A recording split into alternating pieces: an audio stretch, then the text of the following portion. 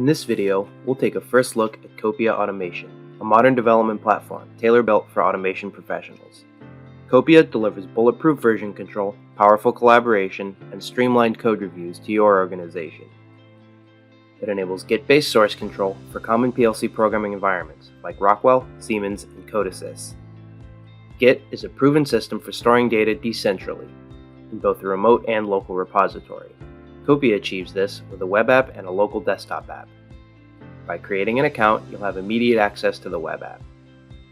Your first step, right from the landing page, is to create a new repository. Give it a name and a brief description of what this repository will contain. A good description will allow you to easily keep track of all your projects. Now, your team has access to this remote repository and can store any project files on it, like code and recipes, to share with teammates. Your next step will be to create a local copy of the repository, which will allow you to add your files to Copia and work with your repository offline using Copia's desktop app. You can download the installer for Copia's desktop app from the Profile and Settings menu in the web app.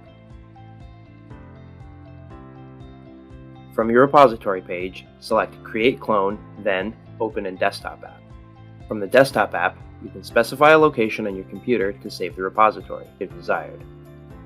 You now have a local copy of your repository and can view and edit any code on it. Since this repository is empty, the next thing you want to do is to add code to it.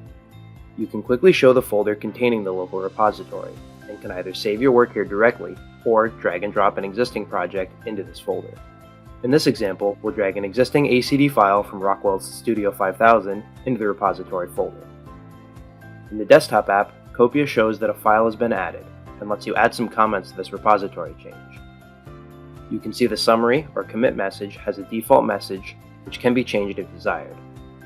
The description field below that optionally allows you to explain in more detail what you're changing in this commit.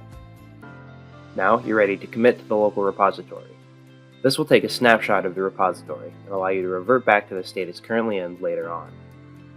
Now that you've added your project file to Copia, any changes you make to the code from your development environment are detected automatically and rendered for you, letting you easily give your code a once-over before committing changes. The green and red highlights show where code has been added and removed. The commit procedure here is the same as when adding a new file. From the History tab, you can see a list of all the commits in your repository. This lets you quickly see a complete history of the project at a glance in the form of descriptive commit messages along with the names of specific contributors. Selecting an individual commit allows you to see the description entered with the commit, along with the changes made to the code between this and the previous commit. Tracking changes with rich context can greatly improve your project's traceability, giving you the power to quickly see what changes were made, when, why, and by whom, all right from Copia. Once you're happy with your code, you can push your changes to the Copia server, which will let your team access the project with your changes.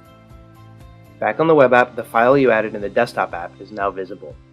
Teammates can now view code rendered right in the web browser and can pull the most recent version of this code into their local repositories.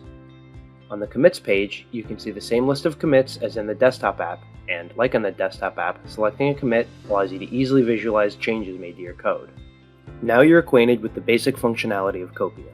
Advanced workflows, including branching and merging, will be covered in additional videos and documentation. You can try Copia today with our free 14-day trial.